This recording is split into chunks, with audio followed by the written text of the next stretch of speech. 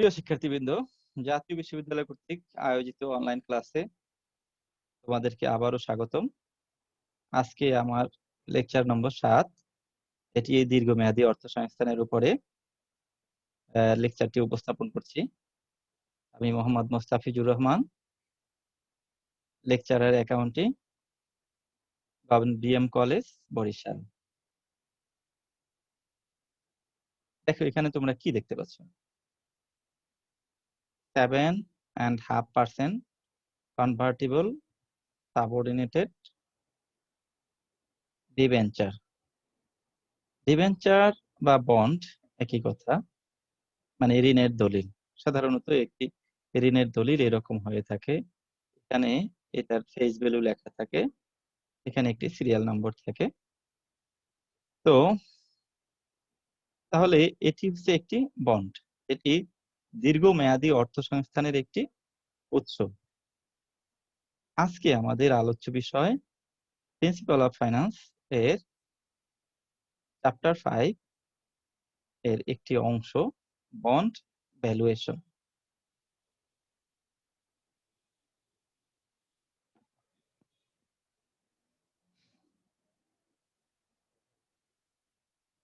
তাহলে এই লেকচারটি শেষে তোমরা যে সমস্ত বিষয়গুলো সম্পর্কে জানতে পারবে সেটি হচ্ছে বন্ডের সংজ্ঞা বা বন্ড কাকে বলে সে সম্পর্কে জানতে পারবে। What is the definition of bond?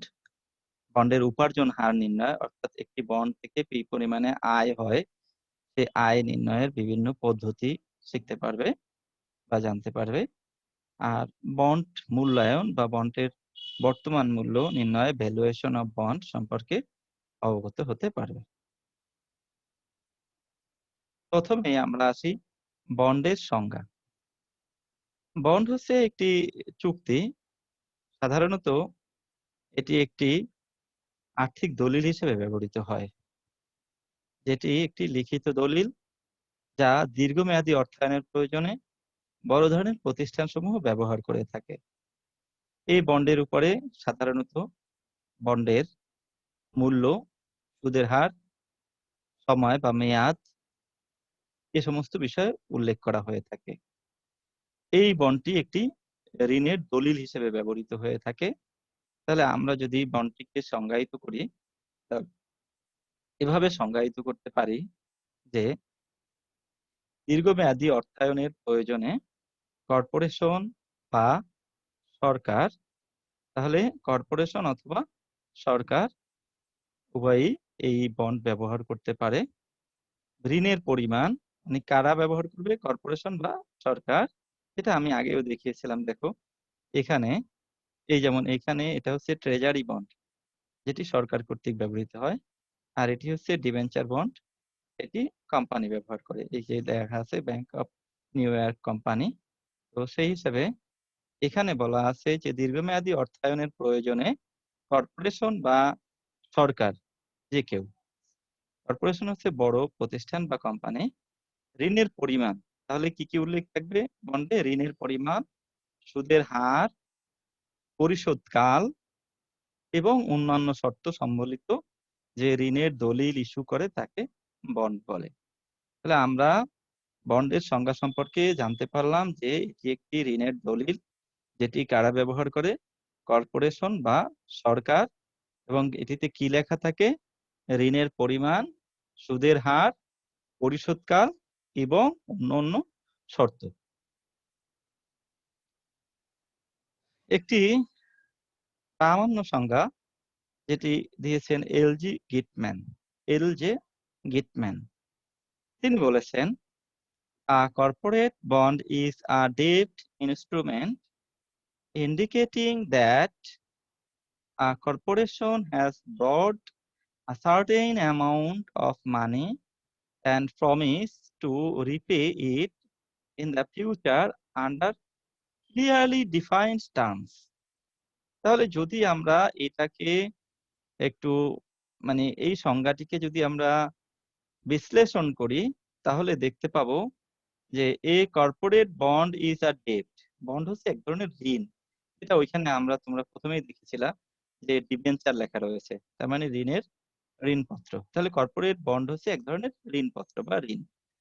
ঋণ ডেপ্ট ইনস্ট্রুমেন্ট অর্থাৎ ঋণের ইনস্ট্রুমেন্ট বা হাতিয়ার। ইন্ডিকেটিং দ্যাট এটাতে এই নির্দেশ করা হয়ে থাকে যে a corporation has borrowed a certain amount of money. একটি প্রতিষ্ঠান যেটি একটা নির্দিষ্ট পরিমাণে অর্থ ঋণ করেছে, ধার করেছে, অ্যান্ড প্রমিস এবং এটা প্রমিস করেছে বা অঙ্গীকার করেছে টু রিপে, এটাকে পরিশোধ করার দেওয়ার অঙ্গীকারও করেছে এটা ইন দ্য ফিউচার, ভবিষ্যতে, আন্ডার ক্লিয়ারলি ডিফাইন্ড টার্মস, একটি পরিষ্কার সংজ্ঞায়িত শর্ত, অর্থাৎ নির্দিষ্ট শর্তের মধ্যে থেকে ভবিষ্যতে অর্থ পরিশোধ করার জন্য একটি কর্পোরেশন কিছু পরিমাণে অর্থ ধার গ্রহণ করেছে, এরকম একটি লিখিত কর্পোরেট মানে ঋণের দলিলকে বন্ড বলা হয়।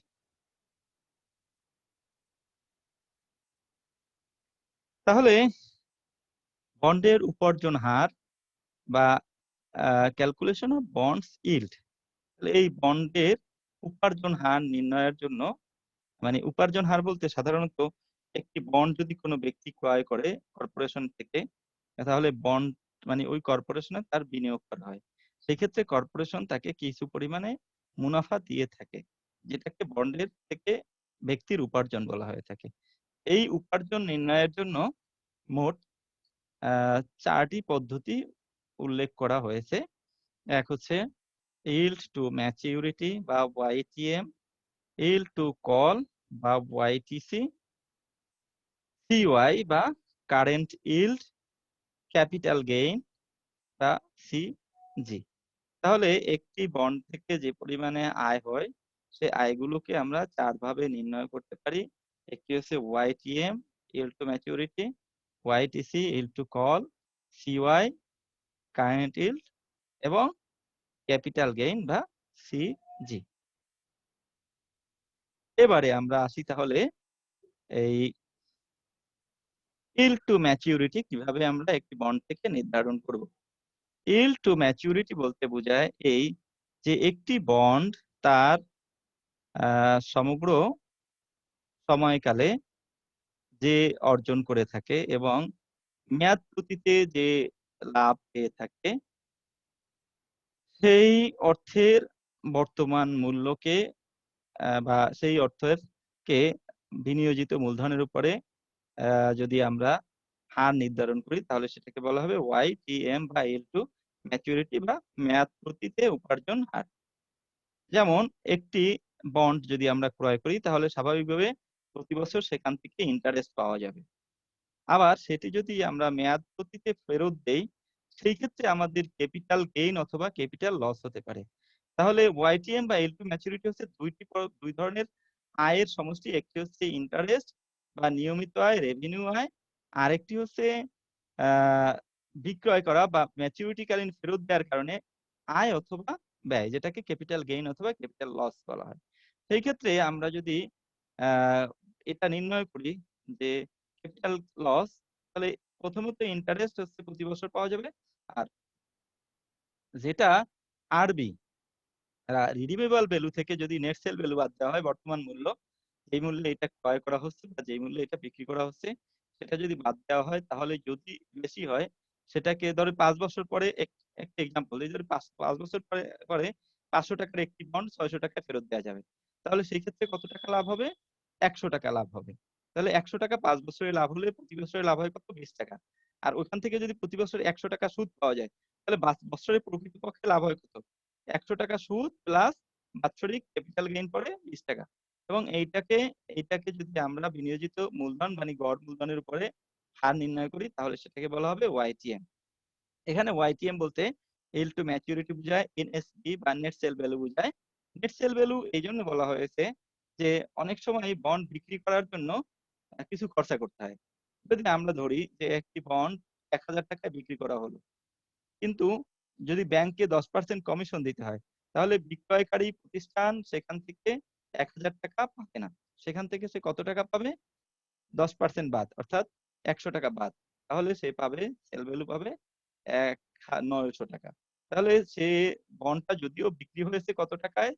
১,০০০ টাকায় সেল ভ্যালু। আর ১০০ টাকা তাকে যে দিতে হয়েছে সেটাকে বলা হয় ফ্লোটেশন কস্ট বা এফসি। তাহলে নেট সেল ভ্যালু হচ্ছে সেল ভ্যালু মাইনাস এফসি। যদি অঙ্কে বা যদি কোনো ফ্লোটেশন কস্ট না থাকে, অর্থাৎ বিক্রয় করতে যদি বন্ডের কোনো খরচা না হয়ে থাকে, সেই ক্ষেত্রে সেল ভ্যালুই হবে নেট সেল ভ্যালু। এখন আরবি। আরবি মানে হচ্ছে রিডিমেবল ভ্যালু বা পরিশোধ্য মূল্য। স্বাভাবিকভাবে যদি অঙ্কে শেয়ারের বন্ডের পরিশোধ্য মূল্য দেয়া না থাকে, তাহলে ফেস ভ্যালু বা যেটা গায়ে লেখা মূল্য বন্ডের সেটাই হবে রিডিমেবল ভ্যালু বা ম্যাচুরিটি ভ্যালু। তাহলে রিডিমেবল ভ্যালু বা ম্যাচুরিটি ভ্যালু একই কথা। সেল ভ্যালু হচ্ছে যে মূল্যে বিক্রি করা হচ্ছে। নেট সেল ভ্যালু হচ্ছে সেল ভ্যালু থেকে ফ্লোটেশন কস্ট বাদ দিলে যেটা আসবে। আর এন হচ্ছে বছর মেয়াদটা যেটা লেখা থাকবে মেয়াদ বন্ডের গায়ে। আর এই যে রিডিমেবল ভ্যালু প্লাস সেল ভ্যালুর অর্ধেকই হবে এভারেজ, মানে এভারেজ ইনভেস্টমেন্ট যাকে বলা হয়। তাহলে সেটার উপরে আমরা যে হার নির্ধারণ করব সেটাকে বলা হবে ওয়াইটিএম। একটা এক্সাম্পলের মাধ্যমে, মানে একটা উদাহরণের মাধ্যমে আমরা বিষয়টা আরো স্পষ্ট করার চেষ্টা করব। এখানে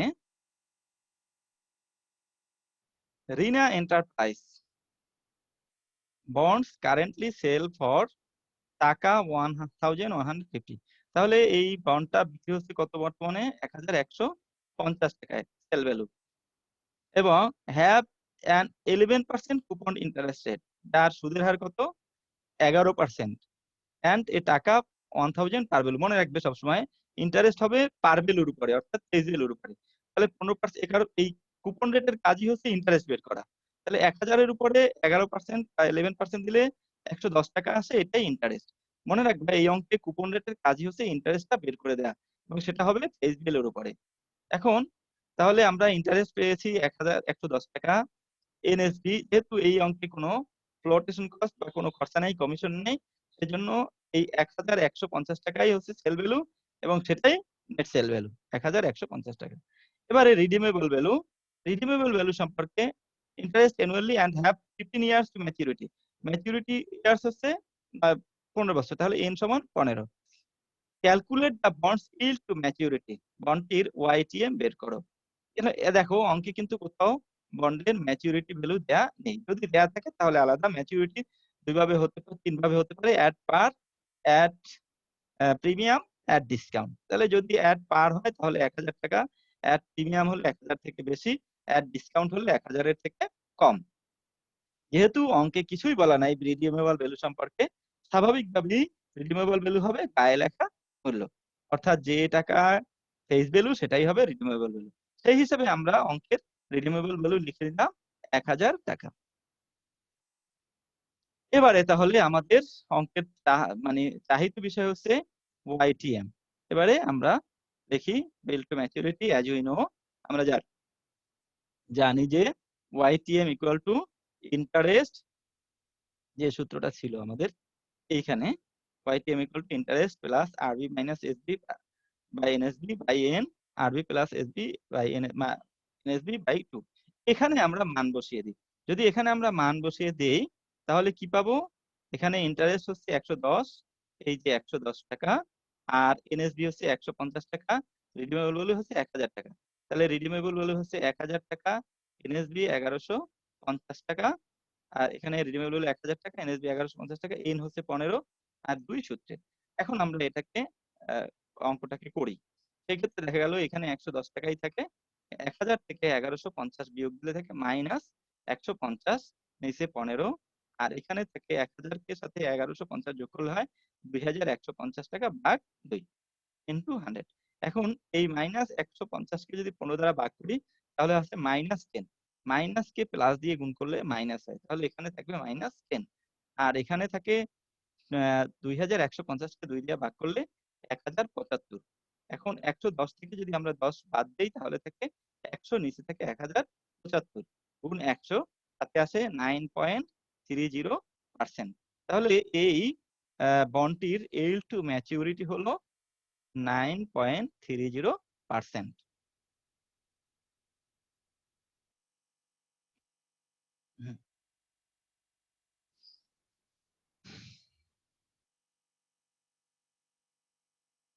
এবারে আমরা আসি ইল্ড টু কল বা তলবকালীন সময়ে উপার্জনের হার।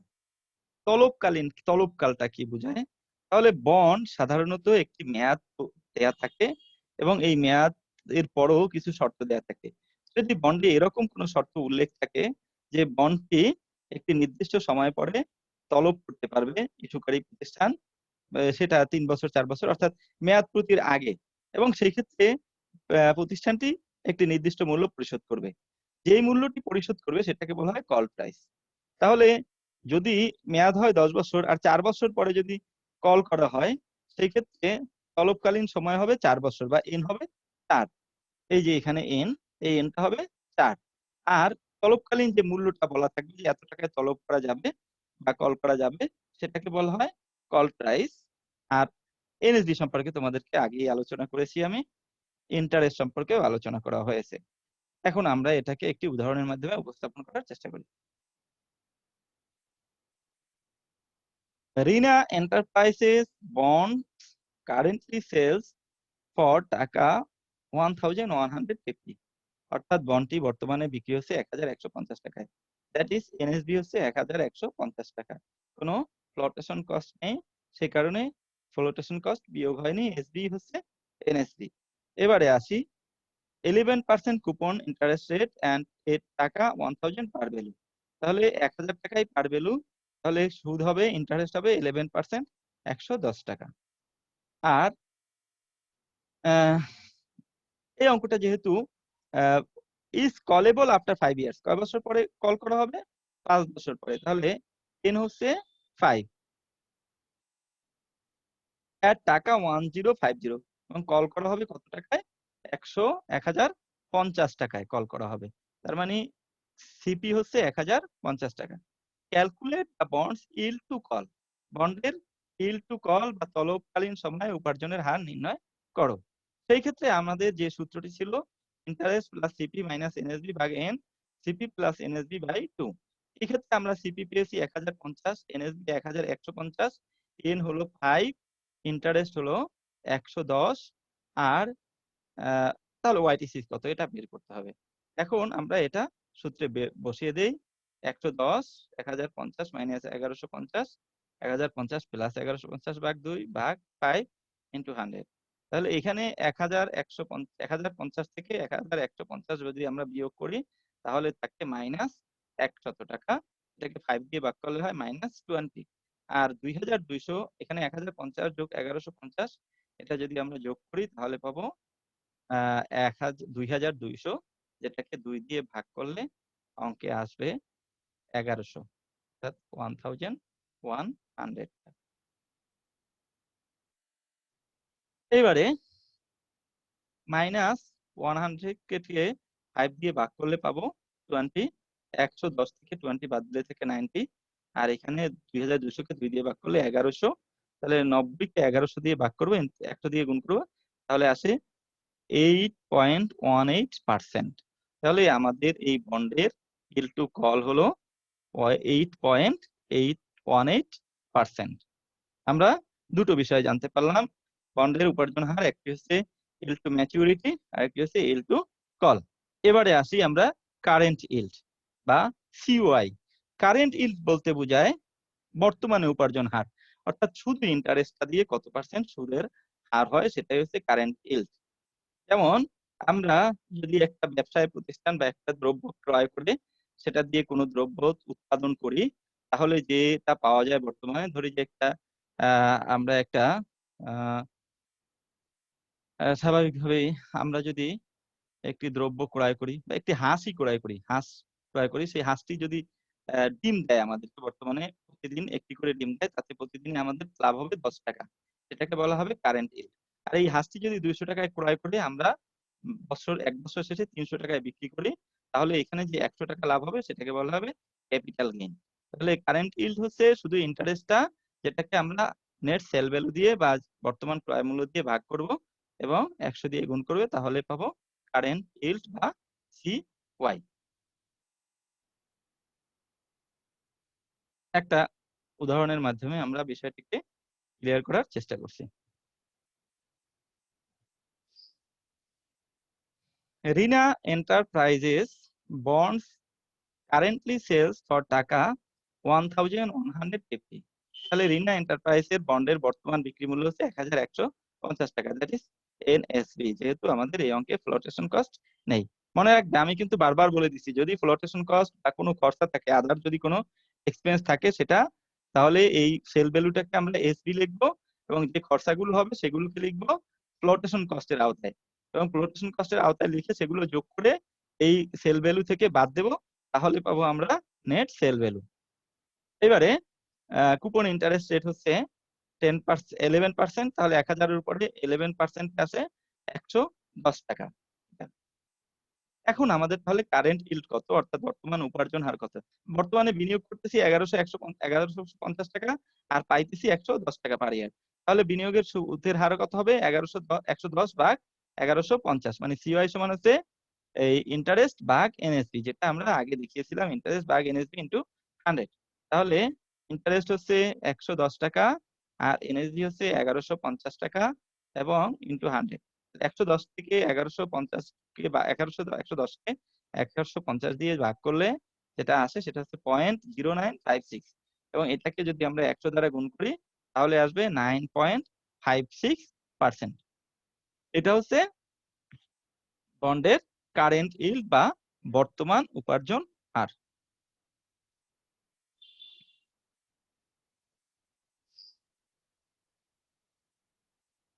এবারে তাহলে আমরা বন্ডের ক্যাপিটাল গেইন সংক্রান্ত আলোচনা করি। ক্যাপিটাল গেইন বা সিজি।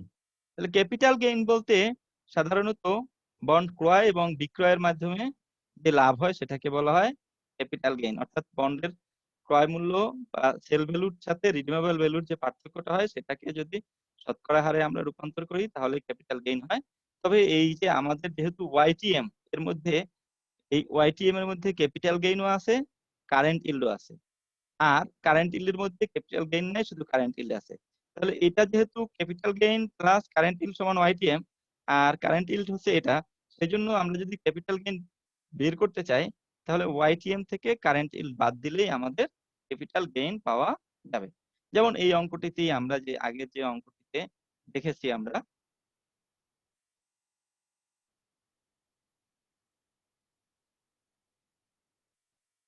এই যে ওয়াইটিএম, এখানে ওয়াইটিএম এসেছে কত? 9.30%, আর সিওআই এসেছে 9.56%। তাহলে এই দুটোর পার্থক্য কি? ক্যাপিটাল গেইন অথবা ক্যাপিটাল লস বলে। তাহলে ক্যাপিটাল গেইন আমরা 9.30 হচ্ছে ওয়াইটিএম, আর সিওআই হলো 9.56%। এখন আমরা এটা বিয়োগ দিলে পরে যেটা আসে সেটা হচ্ছে -0.25%। -0.25% মানে হচ্ছে গেইনের বিপরীত হয়েছে। আমাদের এই রেজাল্টটি হয়েছে গেইনের বিপরীত। গেইনের যদি বিপরীত হয় তাহলে আমরা সেটাকে কি বলতে পারি? লস বলতে পারি। সেজন্য এটা হচ্ছে কারেন্ট, মানে ক্যাপিটাল লস কত? -0.25%। এটা হলো ক্যাপিটাল লস। এই বন্ডটির ক্যাপিটাল লস হচ্ছে 0.25 -0.25%, মানে ক্যাপিটাল লস হচ্ছে 0.25%, ক্যাপিটাল গেইন হচ্ছে -0.25%, অর্থাৎ গেইনের উল্টা হয়েছে। সুতরাং ক্যাপিটাল লস হচ্ছে 0.25%। আমি আশা করি তোমরা ক্যাপিটাল গেইন, তারপরে হচ্ছে এই ওয়াইটিএম, ওয়াইটিসি, সিওয়াই এবং ক্যাপিটাল গেইন এই সম্পর্কে সম্যক ধারণা পেয়েছো। এবারে আমরা আসবো বন্ডের মূল্যায়ন বা ভ্যালুয়েশন অফ বন্ড, অর্থাৎ বন্ডের বর্তমান মূল্য বাহির করার পদ্ধতি সম্পর্কে জানবো। তার আগে একটি কথা আমি বলে রাখি, সেটা হচ্ছে বন্ডের মূল্যায়ন। বন্ড সম্পর্কে আমরা যেটা বলেছি যে বন্ডের গায়ে ফিউচার ফেস ভ্যালু লেখা থাকে, এতে শর্ত লেখা থাকে। এছাড়া একটি বিষয়ে উল্লেখযোগ্য রয়েছে, সেটা হচ্ছে বন্ড ইনডেঞ্চার। বন্ড ইনডেঞ্চার বলা হয় যখন বন্ডের মানে শর্তসমূহ লিপিবদ্ধ করার জন্য আলাদা কাগজ ব্যবহৃত করা হয়। তাহলে বন্ডের শর্ত সম্পৃক্ত মানে আলাদা যে কাগজ ব্যবহার করা হয় সেটিকে বলা হয় বন্ড ইনডেঞ্চার। তাহলে বন্ডের শর্ত লিপিবদ্ধ করার জন্য যে অতিরিক্ত কাগজ সংযুক্ত করা হয় বন্ডের সাথে সেটাকে বলা হয় বন্ড ইনডেঞ্চার। এখন এই বন্ডের মূল্যায়ন বা বন্ডের বর্তমান মূল্য নির্ণয় করার জন্য আমরা 3টি পদ্ধতি দেখতে পাই, অর্থাৎ বন্ড 3 ধরনের হয়ে থাকে। সেই 3 ধরনের বন্ডকে মূল্যায়নের জন্য তাহলে 3টি পদ্ধতি অবলম্বন করতে হয়। একটি হচ্ছে রিডিমেবল বন্ড। রিডিমেবল বন্ড মানে হচ্ছে যে বন্ডটি একটি মেয়াদ শেষে পরিশোধ করা হয়। ধরি যে একটি বন্ড ক্রয় করা হয়েছে 1000 টাকায়, সেটা 5 বছর শেষে আবার পরিশোধ করা হবে 1000 বা বেশি অথবা কম, যেটা আমি আগে বলেছি অ্যাট পার, অ্যাট প্রিমিয়াম অথবা অ্যাট ডিসকাউন্ট এরকম হতে পারে। তাহলে যেভাবেই হোক না কেন যদি মেয়াদ শেষে বন্ডটি পরিশোধ্য হয় এবং বন্ডটিকে যদি পরিশোধ করা হয় সেই ক্ষেত্রে সেই বন্ডটিকে বলা হয় রিডিমেবল বা পরিশোধ্য বন্ড। এরপরে হচ্ছে জিরো কুপন বন্ড। তাহলে valuation of zero coupon bond. Zero coupon bond, coupon মানে হচ্ছে কুপন হার। তাহলে জিরো কুপন বন্ড যদি হয় সেই বন্ডটিতে কোনো সুদের হার থাকবে না। অর্থাৎ যে বন্ডটিতে কোনো সুদের হার থাকে না, তবে সেটি পরিশোধ্য, একটি নির্দিষ্ট সময় পরে সেটাকে পরিশোধ করা হবে। এক্ষেত্রে অবশ্যই বন্ডটি কম মূল্যে বিক্রিত হয়, কারণ যদি বেশি মূল্যে বিক্রি হয় সেই ক্ষেত্রে বন্ডের কোনো আয়ের হার থাকে না এবং সেই বন্ড কেউ ক্রয় করতে যাবে না। সেই জন্য জিরো কুপন বন্ডে অবশ্যই যা লেখা মূল্য আছে, লিখিত মূল্য আছে, তার চেয়ে অবশ্যই কমে বিক্রিত হবে এবং ম্যাচিউরিটি ভ্যালুতে এটি বেশি মূল্যে পরিশোধিত হবে অথবা গায়ে লেখা মূল্যে পরিশোধিত হবে। তাহলে জিরো কুপন বন্ডের মূল কথা হচ্ছে যে বন্ডে সুদের হার উল্লেখ থাকে না সেটিকে জিরো কুপন বন্ড বলে। এরপর হচ্ছে ভ্যালু অফ পারপেচুয়াল বন্ড। আমরা পারপেচুয়াল বা আজীবন মেয়াদী বন্ডকে আমরা মূল্যায়ন করব এই অধ্যায়ে। তো পারপেচুয়াল শব্দের অর্থ হচ্ছে আজীবন, অর্থাৎ যে বন্ডের মেয়াদ দেয়া থাকে না, একটি সুদের হার দেয়া থাকে কিন্তু মেয়াদ দেয়া থাকে না, সেই বন্ডকে বলা হয় পারপেচুয়াল বন্ড বা আজীবন মেয়াদী বন্ড। এই ক্ষেত্রে ইন্টারেস্টের রেট দেয়া থাকে, একটা নির্দিষ্ট হারে এর মালিক সুদ পাবেন, কিন্তু কখনোই এই টাকাটা অর্থাৎ বন্ডের টাকাটা ফেরত পাবে না। তাহলে এইটা হচ্ছে জিরো কুপন বন্ড, হচ্ছে যেটাতে সুদের হার থাকবে না কিন্তু মেয়াদ শেষে টাকা ফেরত পাওয়া যাবে। আর এটাতে সুদের হার থাকবে কিন্তু মেয়াদ শেষে টাকা পাওয়া যাবে না। আর রিনিউয়েবল বন্ড সুদের হারও থাকবে এবং মেয়াদ শেষে অর্থ ফেরতও পাওয়া যাবে। এবারে আমরা এই redeemable bond, zero coupon bond এবং পারপেচুয়াল বন্ড মূল্যায়ন করার পদ্ধতি সম্পর্কে আলোচনা করব। রিডিমেবল বন্ড, রিডিম মানে পরিশোধ্য। পরিশোধ্য বন্ডে যে যেই বিষয়গুলো থাকে আমি বলেছিলাম যে একটি থাকে ইন্টারেস্ট, একটা নির্দিষ্ট সময় পরে সুদ পাওয়া যায় প্রতি বছরে বা প্রতি 6 মাস পর পর। যদি 6 মাস পর পর হয় সেই ক্ষেত্রে আমি আগেই তোমাদেরকে প্রেজেন্ট ভ্যালু ফিউচার ভ্যালু নির্ণয়ের সূত্রে দেখিয়েছিলাম যে আর এর নিচে একটি এম হবে আর এন এর সাথে একটি এম গুণ হবে। এখানে আর এর নিচে একটি এম হবে আর এন এর সাথে এম গুণ যুক্ত হবে, অর্থাৎ বছরে যদি একাধিকবার সুদ গণনা করা হয়, যদি 2 বার হয় তাহলে এম এর মান 2 হবে, যদি হাফ ইয়ারলি হয়, যদি সেমি অ্যানুয়াল মানে কোয়ার্টারলি হয় তাহলে এম এর মান 4 হবে এবং ইন্টারেস্টকেও এখানে ইন্টারেস্টকেও এম দ্বারা ভাগ করতে হবে। তাহলে যাই হোক, তাহলে এটা ওই যে ওয়াইটিএম বাহির করার ক্ষেত্রেও সেম টাইপের, ওয়াইটিসির ক্ষেত্রেও এভাবে করতে হবে। তোমরা একটু বই দেখলে বা বইয়ের সুবিধা নিলে বই থেকে এটা একটু চেষ্টা করলে পারবে, আমি আশা করি। যাই হোক, তাহলে এক্ষেত্রে রিডিমেবল বন্ডের বর্তমান মূল্য বা বিভি হচ্ছে interest into 1 minus 1 by 1 plus r power n ভাগ আর প্লাস ম্যাচুরিটি ভ্যালু বা রিডিমেবল ভ্যালু, যেটা লেখো তোমরা একটা লিখতেই হবে, by 1 plus r power n. তাহলে এখানে বিভি মানে হচ্ছে ভ্যালু অফ বন্ড আর আর মানে হচ্ছে রেট অফ ইন্টারেস্ট। এবারে আমরা একটা উদাহরণের মাধ্যমে বিষয়টিকে ক্লিয়ার করার চেষ্টা করছি। তাহলে দেখো, এখানে বলা আছে determine the value of the bond of ABC company from the information given below. ABC কোম্পানির বন্ডের ভ্যালু নির্ণয় করো। তাহলে প্রশ্নে আমাদেরকে বলে দিয়েছে বিবি বের করো, ভ্যালু অফ বন্ড নির্ণয় করো। এখন দেখি এটা আমাদের কুপন রেট দেয়া আছে কিনা আর এটার মেয়াদ ম্যাচুরিটি পিরিয়ড দেয়া আছে কিনা। যেহেতু এখানে কুপন রেট 10% এবং ম্যাচুরিটি পিরিয়ড 12 ইয়ার্স, তাহলে এই অঙ্কটি হচ্ছে পরিশোধ্য বা রিডিমেবল বন্ডের বর্তমান মূল্য।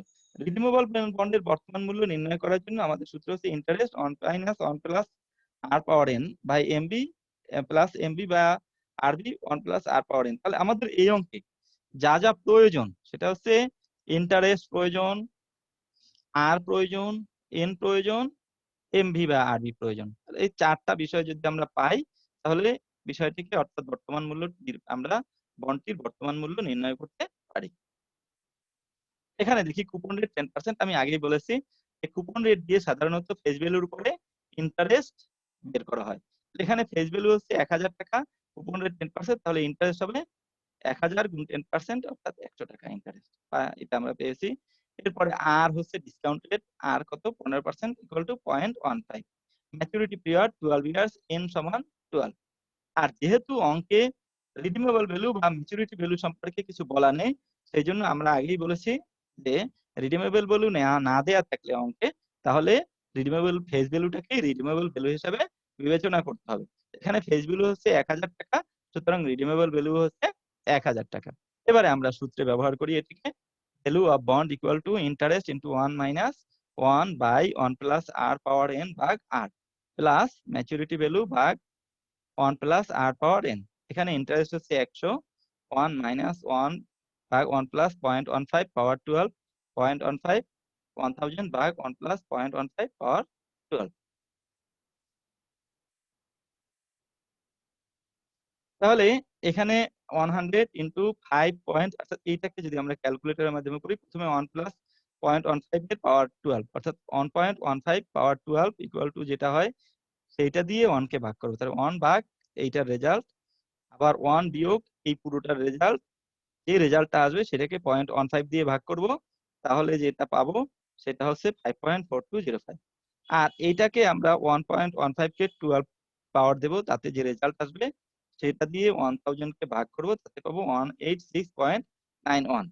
এখন 100 কে যদি আমরা 5.4205 দিয়ে গুণ করি তাহলে আসে 542.05 প্লাস 186.91 যদি আমরা যোগ করি তাহলে আসবে 728.96 টাকা। অর্থাৎ এই বন্ডটির বর্তমান মূল্য হচ্ছে ৳728.96। এই অঙ্কটাতে যদি তোমাদেরকে প্রশ্ন করে যে তোমরা এই বন্ডটা ৳800 ক্রয় করবা কিনা, তোমরা বলবে no, we must not buy this bond. কারণ এটার বর্তমান মূল্য আছে ৳728। আমরা যদি ৳700 পাই বা ৳728 কমে পাই তাহলে এটা আমরা ক্রয় করব। আর যদি এটা ৳728 উপরে হয় তাহলে কখনোই ক্রয় করব না। এবারে আমরা আলোচনা করব value of zero coupon bond. Value of zero coupon bond বা যে বন্ডে কোনো কুপন রেট নেই।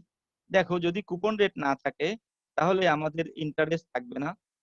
আর যদি ইন্টারেস্ট না থাকে তাহলে এটা জিরো হয়ে যাবে। যদি এটা জিরো হয়ে যায় তাহলে এটার সাথে গুণ করলে এই পুরোটাই জিরো হয়ে যাবে। জিরো হয়ে গেলে তাহলে আমাদের এই অংশটুকু থাকে শুধু।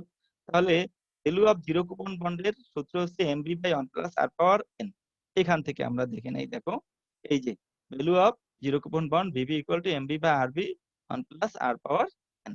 তাহলে আমাদের value of zero coupon bond বের করার জন্য তিনটা বিষয় আমাদের প্রয়োজন। একটা হচ্ছে রিডিমেবল ভ্যালু, একটা হচ্ছে আর, আরেকটা হচ্ছে এন বা ম্যাচুরিটি পিরিয়ড। যেমন দেখি determine the value of the bond of ABC company from the information given below. Face value 1000, discount rate 15%, maturity period 12 years. তাহলে ফেস ভ্যালু আছে ৳১,০০০, কোনো কুপন রেট দেয়া নেই, সুতরাং কোনো ইন্টারেস্ট নেই। Discount rate 15%, r equal to 0.15। Maturity period 12 years, n equal to 12। যেহেতু redeemable value দেয়া নেই সুতরাং আমরা ধরে নিতে পারি যে এটির রিডিমেবল ভ্যালু হচ্ছে ফেস ভ্যালু এবং সেটা হলো ৳১,০০০। তাহলে এটাতে আমাদের ভ্যালু অফ বন্ড হবে হচ্ছে এমবি ভাগ 1 প্লাস আর পাওয়ার এন। এখানে এমবি হচ্ছে ৳১,০০০ আর আর 0.15, এন 12। তাহলে 1.15 কে যদি আমরা 0.12 পাওয়ার 12 দেই, যেটা মান আসে সেটাকে সেটা দিয়ে ১,০০০ কে ভাগ করলে আসে 186.91 টাকা। তাহলে এই জিরো কুপন বন্ডটির বর্তমান মূল্য হচ্ছে ৳১৮৬ যদিও এর গায়ে মূল্য লেখা আছে ৳১,০০০। তোমাকে যদি বলা হয় যে এটা ৳১,০০০ ক্রয় করবে কিনা, তুমি অবশ্যই বলবে না, এটি আমি ৳১,০০০ ক্রয় করব না। কারণ এটা থেকে যে রিকোয়ার্ড রিটার্ন আমাদের আছে সেই অনুপাতে এটির বর্তমান মূল্য হয় ৳১৮৮৬.৯১। সুতরাং এর চেয়ে কমে যদি এটা বিক্রি হয় তাহলে আমরা এটাকে ক্রয় করব। আর এর চেয়ে বেশিতে হলে ক্রয় করব না। সিদ্ধান্ত গ্রহণের ক্ষেত্রে এই বিষয়টি তোমরা বিবেচনা করবে।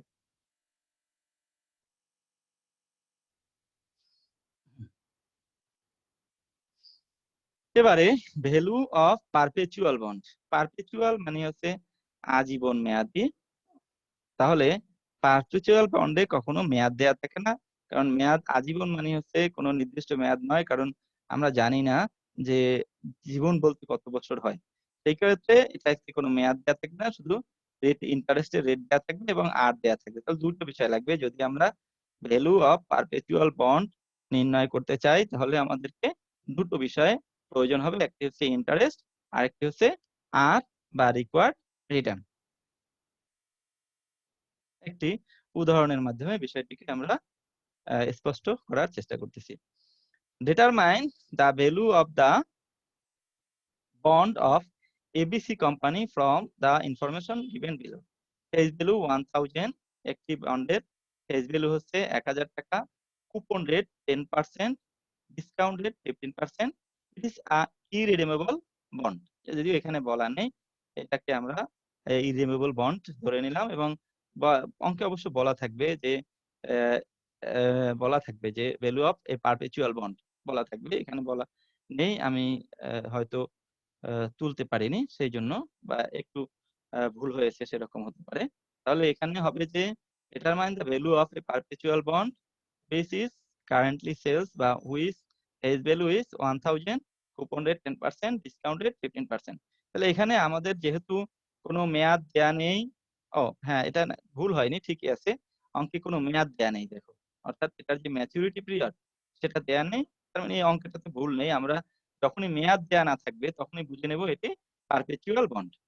ওকে, তাহলে যেহেতু এটাতে মেয়াদ দেয়া নেই, সুতরাং এটি পারপেচুয়াল বন্ড এবং পারপেচুয়াল বন্ডের ফেস ভ্যালু দেয়া আছে কত? 1000 টাকা। যেহেতু বন্ডের মেয়াদ নেই, সুতরাং ম্যাচুরিটি ভ্যালু হবে না। কুপন রেট 10%, ইন্টারেস্ট হবে 100 টাকা, আর ডিসকাউন্ট রেট 15%। তার মানে হচ্ছে আর হচ্ছে 0.15 বা 0.15। আর রিডিমেবল ভ্যালু দিয়ে কোনো কাজ হবে না, এই কারণে যে এটি মেয়াদ নেই, সুতরাং এটার কোনো রিডিমেবল ভ্যালু নেই, এটি বাদ যাবে। এখন তাহলে আমরা যদি এটার বর্তমান মূল্য নির্ধারণ করি, তাহলে সূত্র হবে ভ্যালু অফ বন্ড বা ইকুয়াল টু ইন্টারেস্ট ভাগ আর। ইন্টারেস্ট হচ্ছে এখানে 100 টাকা আর 0.15। 100 টাকাকে যদি আমরা 0.15 দিয়ে ভাগ করি, তাহলে মূল্য হবে 6,663 টাকা 67 পয়সা। তো যদি এই বন্ডটাকে তোমাকে বলা হয় যে 800 টাকায় ক্রয় করবে কিনা, তাহলে অবশ্যই ক্রয় করবে না। যদি 500 টাকায় বলা থাকে তাহলে ক্রয় করবে, কারণ এটাতে তাহলে লাভ হবে। সেই ক্ষেত্রে এটা মানে লাভজনক হবে। তো আমরা এতক্ষণ যেটা দেখলাম সেটা হচ্ছে ইরিডিমেবল বন্ড বা পারপেচুয়াল বন্ড, যেটা তার বর্তমান মূল্য নির্ণয় করার সূত্র হবে ইন্টারেস্ট ভাগ আর। তাহলে আমরা এই অধ্যায়ে যে সমস্ত মাসে বা এই লেকচারে যে সমস্ত বিষয়গুলো জানতে পারলাম, সেগুলো হচ্ছে বন্ড সংক্রান্ত বিষয়াদি।